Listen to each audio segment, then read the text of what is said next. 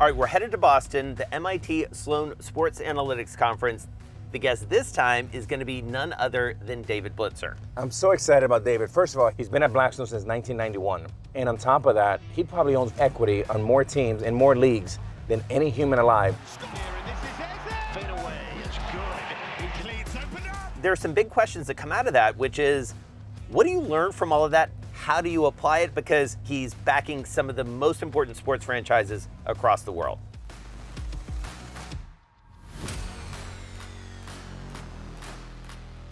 How do you feel about being back in Boston? Not so good. It's going to be great.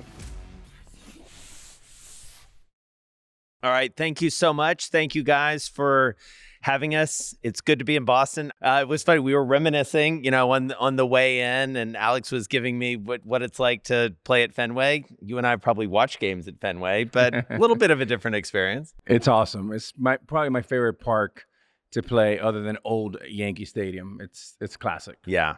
Well, It's not the easiest place to be a visiting fan. That is true. I've had some tough moments. It's safer to be a player. Yeah. Yeah. TD Garden. Yeah, exactly. I mean, this is going to be hopefully a very fun conversation. Alex and I host this podcast called The Deal, where, we talk to folks at this intersection of business, sports, and culture. And there are very few people who are in it as deep as our guest today, David Blitzer. Blitz is someone who, when we created this show, was at the top of our list as someone that we really wanted to chop it up with. So we're really excited, Blitz, that you're here with us.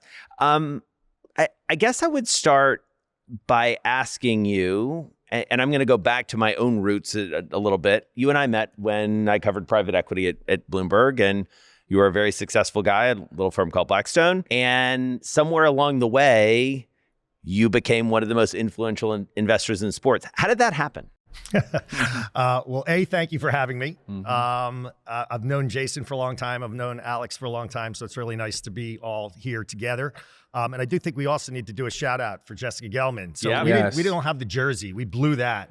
But Jessica, happy 50th birthday. Yes. You do an amazing job with this conference. Yes. And we're all really happy to be here and to celebrate with you. So yeah, private equity for, now at this point in time, it's my 34th year in the business. And I guess it was 2010 was when my journey started on the sports side of the equation. So unlike Alex, one of the greatest athletes of all time, I was, like many probably in this room, a failed athlete, which I thought I was good when I was, like a teenager. Then I realized by high school that I was adequate at best and certainly was not playing past high school. So instead of failed, maybe we say always aspiring. Always aspiring. I'm still aspiring, just new sports. But I basically I'm clearly a massive fan of sports in general. And obviously I think a lot about business and investing in companies and what are trends that are out there that you can get behind, really, like we talk about good neighborhoods or mega trends. And but I hadn't really thought about investing in a sports team until somebody came to see me. I was living in London for about a decade. And toward the end of that decade in London, a friend of mine came to see me and basically said he was involved in the NBA. He was like an assistant GM somewhere. And he basically said, hey, I think you should really think about investing in a basketball franchise. There's like 6 or 7 that are for sale right now or looking for capital. And it was it was a real inflection point for the NBA for those who want to go back and remember. This was 2010 when this conversation first took place. And it was pretty clear that there was going to be a lockout. Okay. There was going to be a new media rights agreement.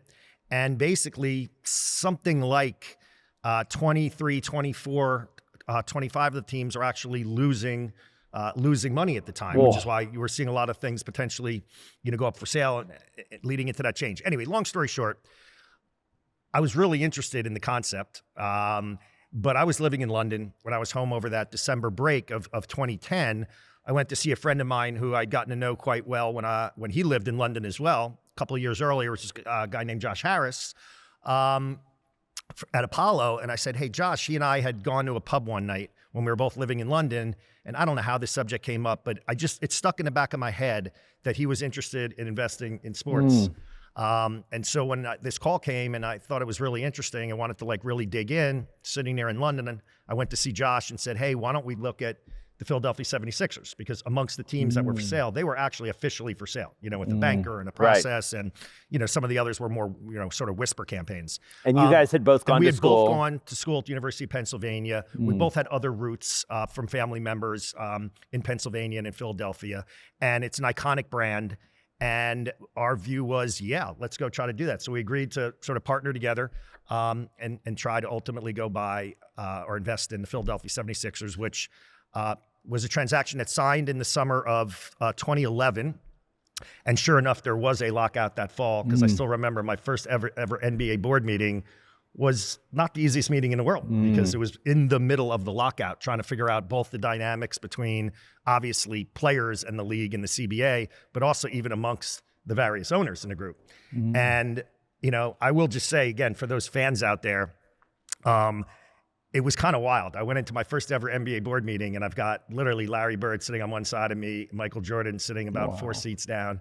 And again, the fan part like kicked in a little bit. I was like, oh my God, this is kind of wild. But that was the start of the journey. Yeah. The reality was we treated it very much like a very business oriented investment. Like, does this make sense? Not just from an emotional standpoint, but, from a business standpoint. And I think, given what Josh and I had done, for our careers in terms of investing in business and buying, divisions out of, larger corporations, et cetera, this was a purchase of a small business inside of a large corporation, being Comcast Corporation.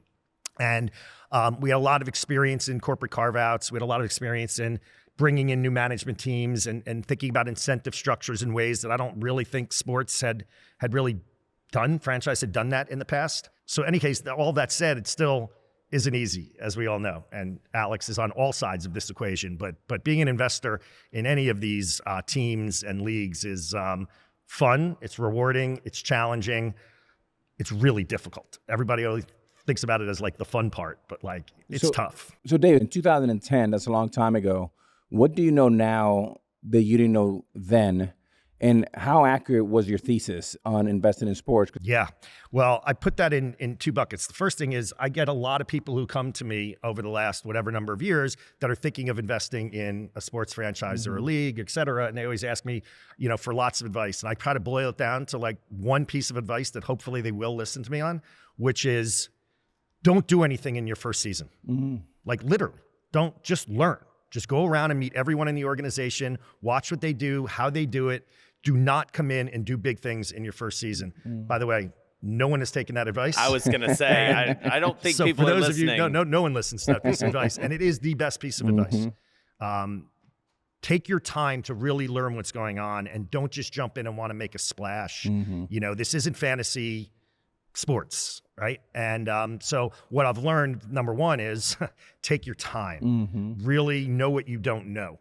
Okay, even though we've been investing in businesses our whole careers, the reality is, sports team investments are very different than owning a consumer products company or investing in a data center or a metal bender, et cetera. And the nature of those businesses and the fact that what you really are is you really are a steward of a community business. Like, let's not kid ourselves. That's what we are.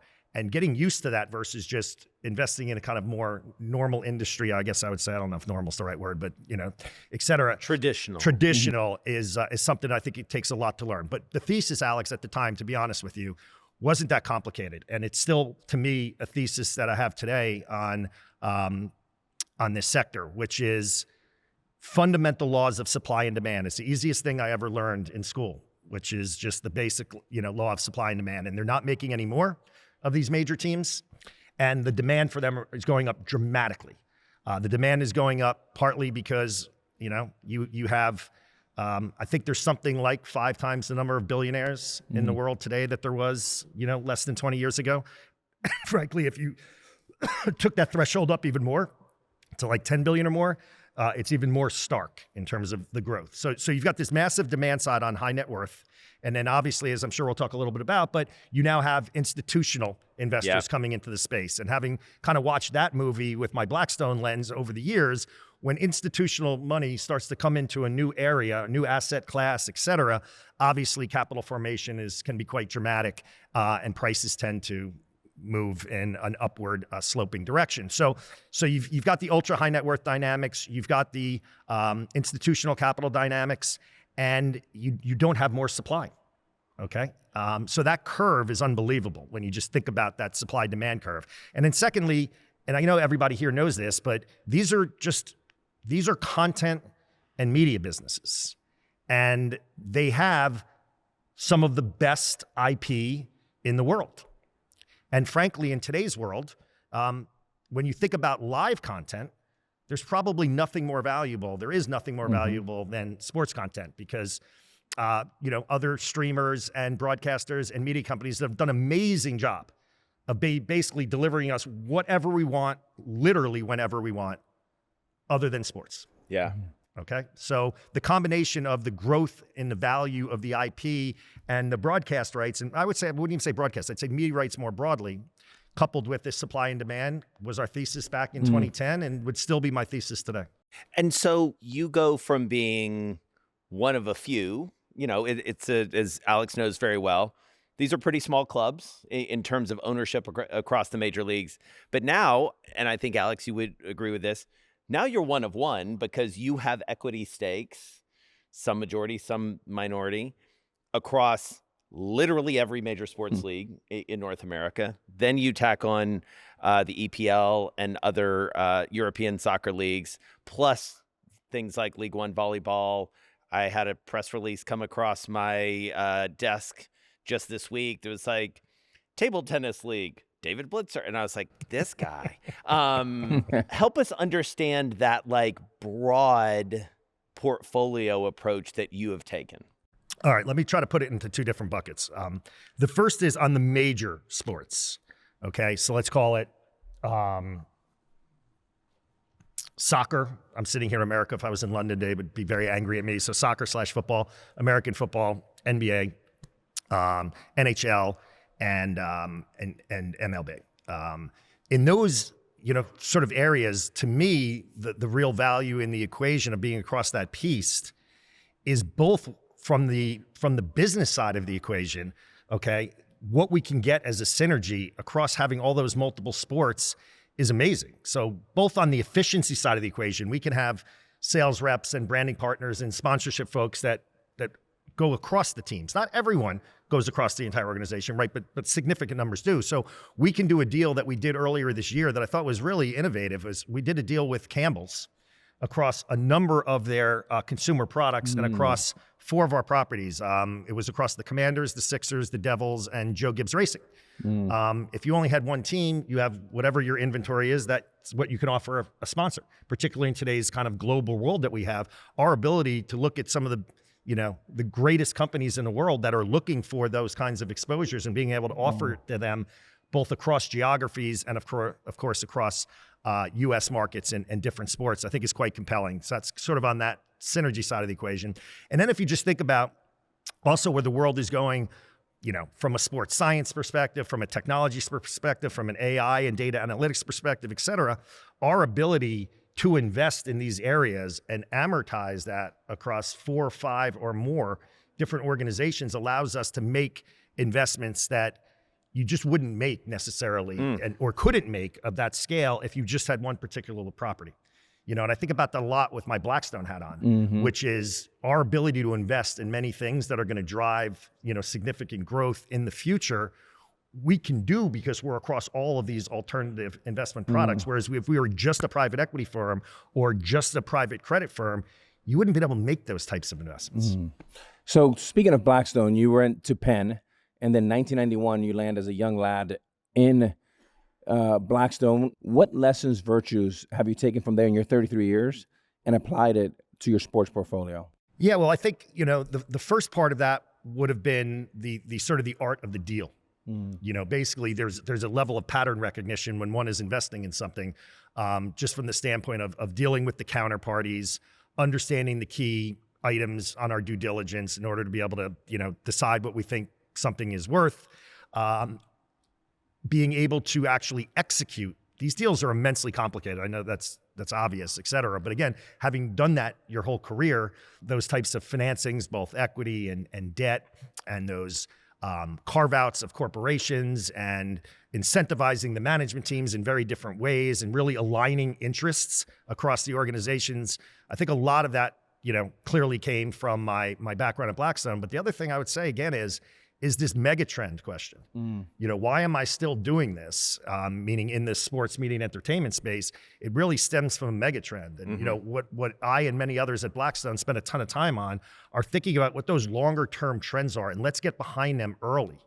Okay. And so if you take like digital infrastructure as an example, everybody in the world wants to invest in digital infrastructure right now, right? But we've been doing it for 15 plus years, all along the way, different journeys, okay? And different ways. Blackstone, you mean. We Blackstone, okay? You have many we's, David. Yeah, so I got a lot of we's. We have to define our we's here. So when you think about constantly looking for those mega trends and pattern recognition, being able to bring that to this, what I call my night job, in the sports media entertainment sector, I think has been really important. And so in terms of the data of it all, that is very of keen interest to this audience, especially. How do you approach the data side? You talked about sponsorship opportunities and things like that. I would imagine there's also a massive amount of data and analytics possibilities when you look across both the professional portfolio, the sort of big cap, as you were talking about, as well as more of the startup level as well. How do you pick and choose and distill down the data side of it? Yeah, well, the good news, again, for somebody in my seat, is I get to just ask a lot of questions and hire amazing people. Like, I am by no means any expert in data and analytics. However, I've been dealing in data analytics my whole career, both, from a Blackstone perspective and a sports perspective. So that allows me to go in and hire amazing people, both on the sporting side of the equation and on the business analytics side of the equation. Because as you mentioned, like these are in many cases two totally different worlds. Right.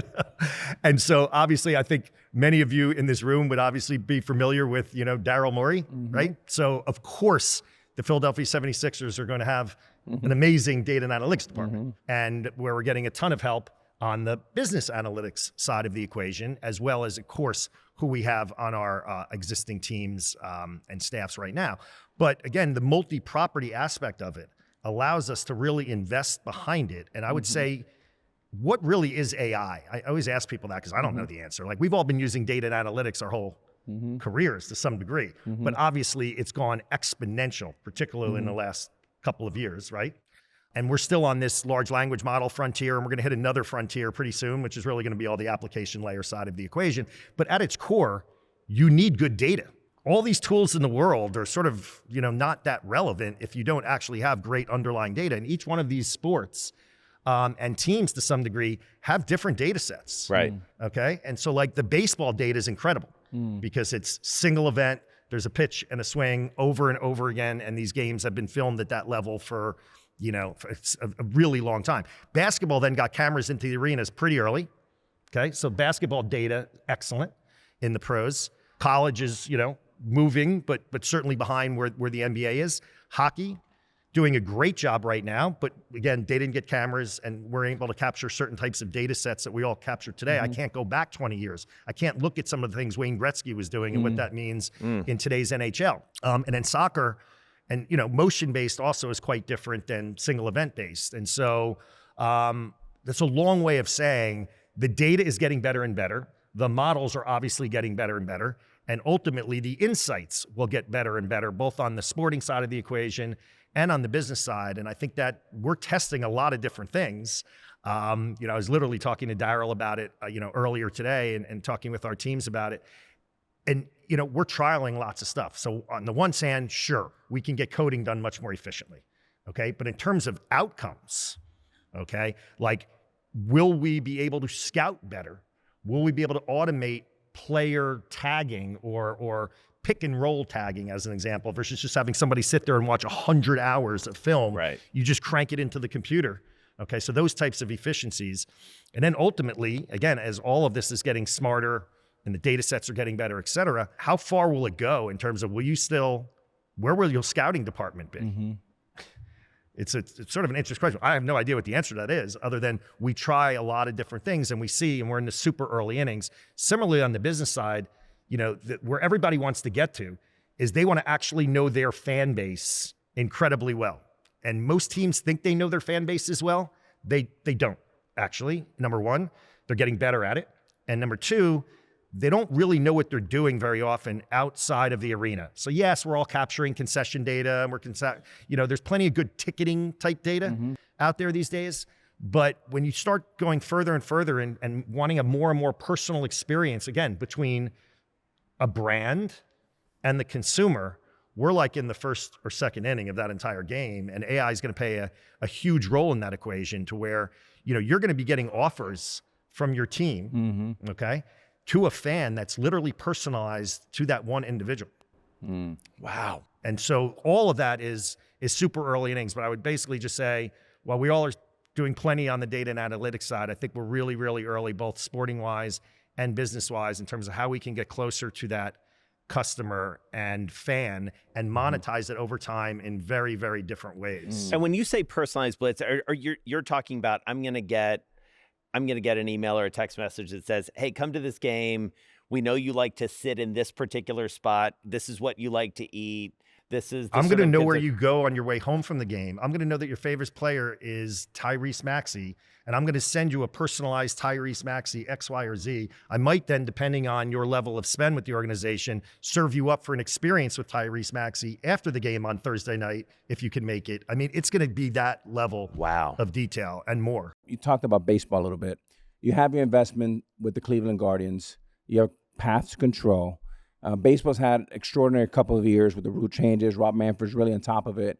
Our numbers at Fox were amazing. We did over 20 million people because we had the great matchups of the Dodgers versus the Yankees. My question You're making a lot of friends here in well, Boston, buddy. Yeah. Well, we lost, so it didn't really work out for us since 2009. But my question to you is, David. But we're not talking about 2004. No. Oh, no, talking about 2004. Definitely not. If you were whispering in Rob Manfred, the commissioner of baseball's ear, or if you're the commissioner for a day or a week, what are some of the things you would continue to improve in the game to make the game a little bit more dynamic and more really popular for the younger people? It's really interesting question, Alex. I mean, what baseball did 2 years ago in terms of the size of the bases and what that did on a stolen base, what they did on the shift, and you can't have two guys on the other side of second base. What they did on the pitch clock. And a few other smaller things. I mean, that's pretty dramatic in general for any league, okay? And baseball, I find to be the one that, more than any other sport, everyone says, well, we can't do that because that's the way it's always been done in baseball. Right. There's just more purists, I guess I would say, in the overall fan base and the ecosystem. So the fact that Commissioner Manfred, working with some wonderful executives, were able to come up with things that, by the way, the players didn't want to do that at first. And there were plenty of folks out in the, analyst community and media, et cetera, who thought this was just like crazy. Baseball can't do this. And again, you're not going to have 100-0 type, approval for it. But I think, massive, positive reaction to the fan base. So as a couple examples, number one, as you well know, the games are about 24, 25 minutes faster. And that is a huge difference to the fan base out there. You've had the average age of a viewer of Major League Baseball go down about 4 years over the last couple of years. You've had the average age of a new account on MLB.com is down something like 6 years, okay, in age. And if you looked at the viewership numbers and both the attendance, people in a seat and people watching on TV, the average age, again, has come down in and around 5 years. So from a demographic perspective, if you're Fox and some of the other, kind of broadcasters, that's amazing. Let alone the interest is up. You pointed out the numbers on, kind of the World Series, but the reality is also, if you think about it from a global perspective, the interest going on right now more globally, and obviously a lot of that is Ohtani. All right. And so what else, look, it's kind of funny. I don't really have the answers. I think Rob is continuing with his team, Commissioner Manfred, is continuing with his team to look at ways that we can increase the attractiveness and continue that push from a demographic perspective to lower the average age. I will say one other thing, having been involved in the youth sports business, and particularly in baseball, people all say kids aren't playing baseball anymore, not like they used to. It's just wrong. Yeah. It's just not true. Yeah. More than ever, So probably. First off, Little League World Series, go take a look at the ratings on the Little League World Series, but going to participation, which I think is more relevant, youth participation was at a 10-year high this past year and has been growing at a CAGR of about 7%, okay, on youth baseball participation. So depending on how you define it, because you can define it, grassroots is about 9 million, okay, and that's baseball. By the way, softball, which is amazing and finally getting more exposure, like many of the women's sports, I think youth participation in softball is like 8 million kids across the country. And again, both those numbers are significantly up over the last decade, not down. So we are getting people in the ecosystem. One of the problems with baseball is a lot of kids play baseball and they stop after that U13 year unless they're on a track for a scholarship or they're, a complete and utter unicorn, like my friend over here. But the reality is so a lot of kids age out at U13. So what I've talked to Major League Baseball a lot about is like, how do we open that funnel further from a participation perspective, but how do we not have that funnel close so much at that U13 level? Right. How do we create more and more pathways for kids continuing to play that aren't necessarily looking for that scholarship or that, minor or Major League Baseball career? What would you do? Well, that's a great question. I've thought a lot about this. I think I would open up the floodgates. I mean, in a world where content is king, then certainly baseball should be king, right? You have 200 games in about 232 days, including spring training, playoffs. You guys went really deep into the playoffs last year, Blitz. Congrats on that. But look, if we're all at a desk, when you're at Blackstone, when you're in Bloomberg, there should be your phone or your iPad where you should be able to see all 30 teams in real time, batting cages open. I want to see Aaron Judge. I want to see Ohtani, but not in uniform. I want to see him in shorts, behind the scenes. What is he working on? What can I share with my son or daughter of Ohtani's mechanic? Because I'm also hearing them. I'm also seeing weight rooms and bullpens. That's one thing. I would do a lot more microphone.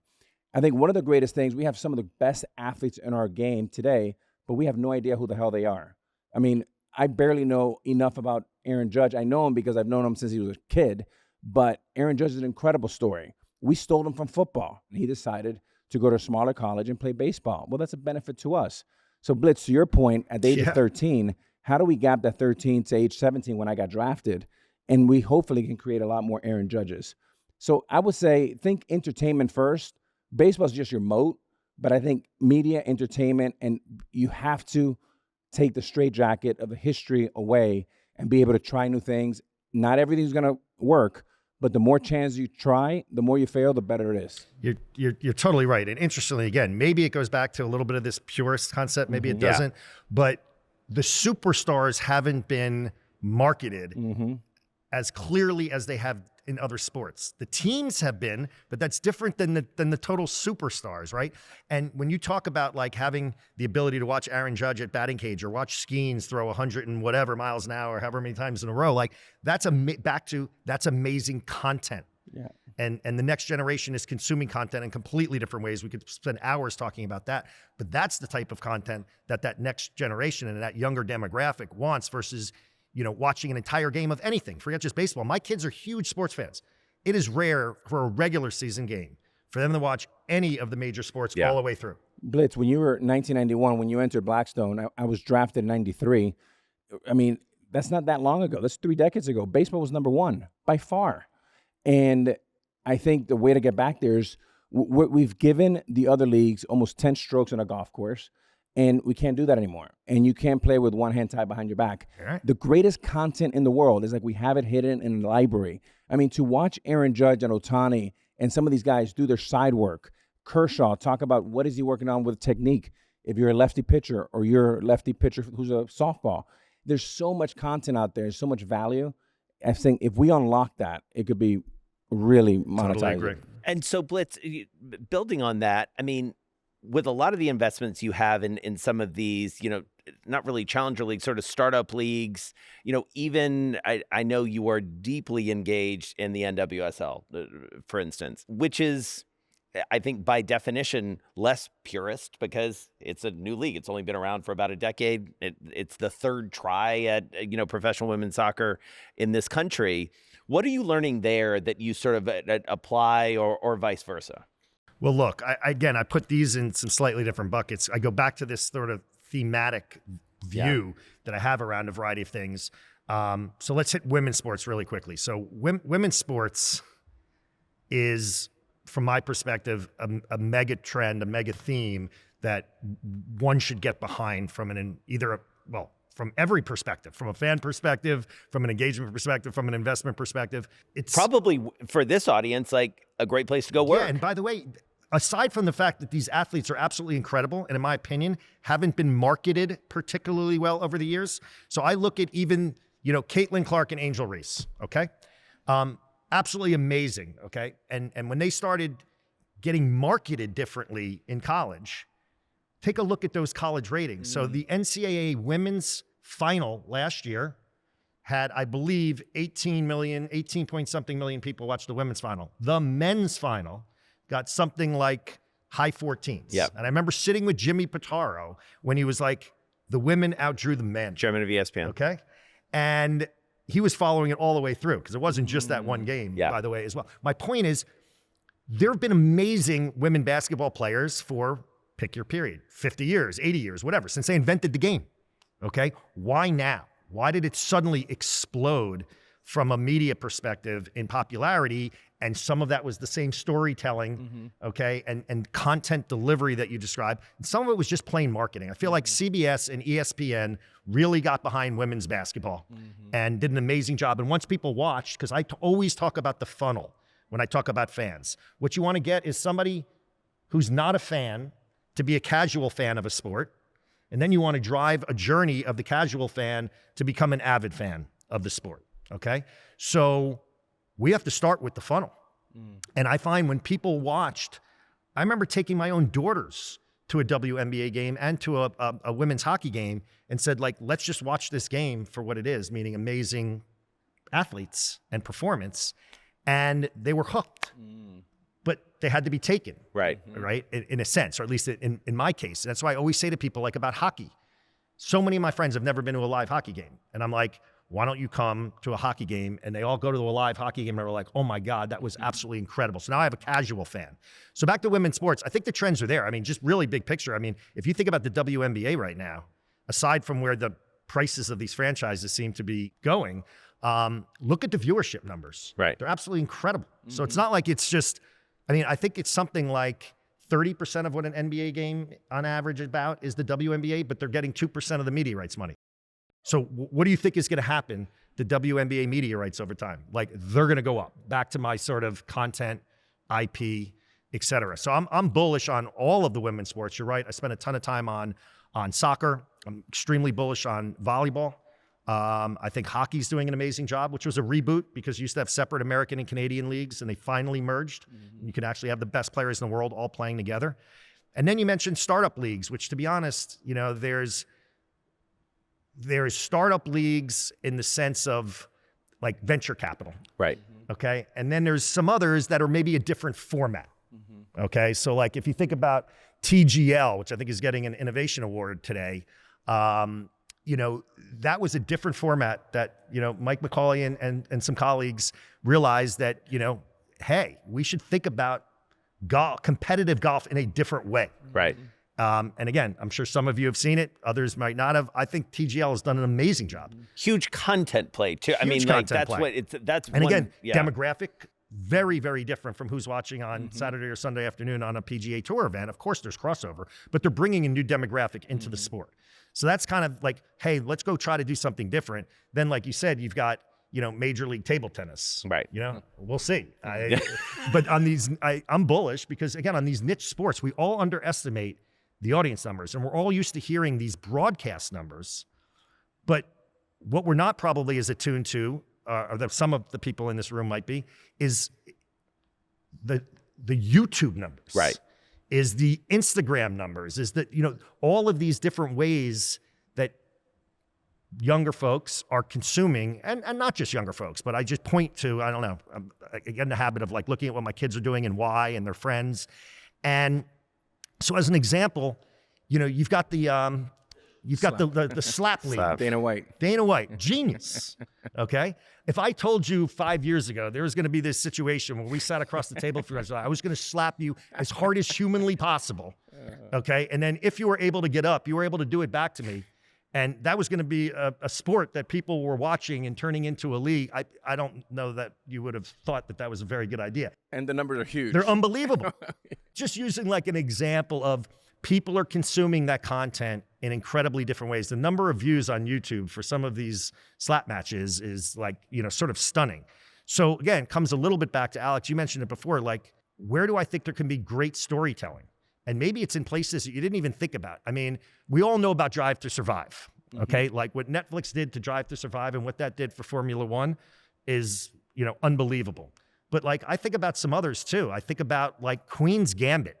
Yep. Okay. And what Queen's Gambit did to chess, Incredible. I mean, it's beyond dramatic in terms of there. And if you look at Welcome to Wrexham or Ted Lasso, okay, or you look at, quarterbacks. So that storytelling goes back a lot to what you're saying. Let's bring these amazing athletes and sports closer to us in ways that we didn't consume it before. And let's watch that continued growth out there in the marketplace. All right, we'd be remiss if we didn't talk a little bit about youth sports. And one of the ways that I would love for you to get into it, Blitz, is you mentioned volleyball. And Caitlin Gao, who CEO and co-founder of League One Volleyball, was on this stage earlier. You're an investor there. I remember you and I talking about this years ago, and you were talking about how compelling it was, mostly because it's youth to pro, which we don't see a lot of. Talk to us about the opportunity in youth sports. What's the through line for youth sports from an investment perspective? So from an investment perspective, it goes back to something we were talking a little bit about before. It's massively fragmented, right? So the demand is there. I think people, again, calculate it differently. I calculate the youth sports business at about $40 billion, growing at high single digits a year. Our own business is growing much faster than that. But if you think about it, most people who run a youth sports business is a relatively small mom and pop oriented business where they got into that business, I'd like to think, in the vast, vast majority of cases, for the right reasons, okay? They wanted to help kids. They wanted to get them active on fields, okay? That's even become more prevalent in today's world where the kids are on screens way more than like when we grew up. So I think people got into these businesses to do really good things with kids, with youth. But they don't want to deal with accounts payable and insurance and, legal and, they just want to program, whether it's leagues or tournaments or, I don't know, Alex, if you ever went through Baseball Factory, but as an example, Baseball Factory, takes kids through their baseball journeys in terms of instruction at higher and higher levels along the way. So you have all these different areas of youth sports, but at its core, I think just, again, big picture, it's great to have kids enrolled and engaged in as many sports as possible. And actually, they should spread it across. I think there's too much specialization is one of my other big things. Kids are specializing way too early. You talk to any professional athlete, they will tell you that they either did or wish they had played more sports for longer. Okay? So the ability to actually show up with capital now, okay, then show up with great brands. So as an example, Cal Ripken was somebody who was like my idol as a player, but more relevantly, post his playing career, Cal basically wanted to help kids. He wanted to teach them to play baseball the right way in a safe environment. And he and his brother Bill started Ripken Baseball. And they have the best youth baseball business in the country, in my opinion. And once we got into youth sports, I had been talking to Cal for years about trying to partner with him in some way, shape, or form. And once our business started to grow, et cetera, I went back to Cal and said, hey, like maybe we should merge our businesses here. You've got the best brand in the world and you and Bill are still involved, which is amazing. And we'd love to keep all of that the same way. We're just going to give you a bigger platform. So you're going to be able to help more kids in more markets, et cetera. So again, that ability to bring capital to the equation. So we have better fields. We have safer environments. We have better instructors. We have better facilities overall, because a lot of them are now starting to turn into these sports vacations, right? Where you're going with your parents or your siblings, and maybe it's 3 days, it's a long weekend. In some cases, we have one of our baseball facilities in Cooperstown, New York, is basically a week. So you go with your whole family for an entire week. And we keep upgrading all of these facilities. And so it's sort of this fragmented industry that we think we're both doing something that's really good for society, for lack of a better term, for the kids and their families. But we also think that they're good business investments. All right. So we like to end every episode with a little rapid fire. So good luck to you. We'll bounce it back and forth a little bit, keep it tight. And we're excited to hear what you bring to the table here, Blitz. All right. What's one word to describe your deal-making style? One word to describe my deal-making style: direct. What's more important to you, your gut or data? Keep in mind you are at the MIT Sloan Sports Analytics Conference. Blackstone, data, sports, gut. Okay. Ooh, okay. Split the middle. Who is your dream deal-making partner? My dream deal-making partner. Well, I hope one day it's my kids. Ooh, okay. Good answer. What's the best piece of advice you received on deal-making or business? Well, I think it was somebody told me early on in my career, clearly because I wasn't doing it very well, but it sounds simple, but it's the best advice I ever got, which is, David, you talk too much. Listen a lot more. So you don't need to be the loudest voice in the room. You don't need to be the person who spent the most time talking in the middle of a meeting. Doesn't mean don't say anything. It just means listen a lot more. And why it might not feel that way, I'm actually a pretty good listener. What's the worst advice you've ever been given? The worst advice I've ever been given. Worst advice I've ever been given. Don't buy the Sixers. Yeah. It was actually not the Sixers. It was don't invest in hockey. Really? It was terrible advice, meaning because I didn't take the advice. Yeah. But I had people warning me that, they didn't have national TV deals that were great, and it was really a local business, and don't do that. And I didn't listen. All right, so what's your hype song before a big meeting or big negotiation? My hype song's what's on my phone, I think. It's like Bob Marley. It's not so hyped up. I mean, Three Little Birds. I mean. All right. If you have to pick the top 3 teams from your portfolio, what are they? I can't answer it. My answer, anytime anybody asks me about my favorite team, is, let's be clear, it's who's your favorite kid? Which, by the way, so I'll answer it differently. I do have a favorite kid sometimes, but it's a different favorite kid depending on what's going on that week or that year or whatever. So I definitely don't have a favorite team over a long period of time. But like right now, it's probably the Commanders. Yeah, I mean, that's a pretty good answer. I'm David, kidding, no. No favorite team. Blitz, you can only watch one sport for the rest of your life. Oh, which one is it? That's really brutal. One sport for the rest of my life. Hockey. If it's live. Okay. All right. Okay, so live, my answer is hockey. All right, this is funny because it's sort of a retread of the earlier question, but I'm going to ask it anyway. What team do you want to see win a championship more than any? That's their favorite kid question. So can I give you a cheat on this one? We asked the same question of Melody Hobson, and you know what her answer was? What? Mine. Yeah. So that's a pretty good answer. Yeah, for sure. It'd be nice to have one. We don't have a championship yet. Blitz, do you have a fun fact about yourself that will surprise all of us, but mainly your colleagues? Maybe that we talk about music a lot, and maybe it's how much I absolutely love Alanis Morissette. They would look at me like, really? Alanis Morissette? Because everyone thinks I'm just like a big Springsteen fan. But all right, David Blitzer being a big Alanis Morissette fan. I mean, that's my takeaway from the brilliant insights you've given us about business. That's something I'm not going to soon forget. That was a curveball. That was a curveball. Yeah, I'm trying to think if I have something better for you. No, that's pretty good. I think we got to end it there. David Blitzer, what a treat to spend some time with you. Alex, always fun. MIT Sloan, you guys are the best. Thank you so much for having us. Really appreciate it. Thank you.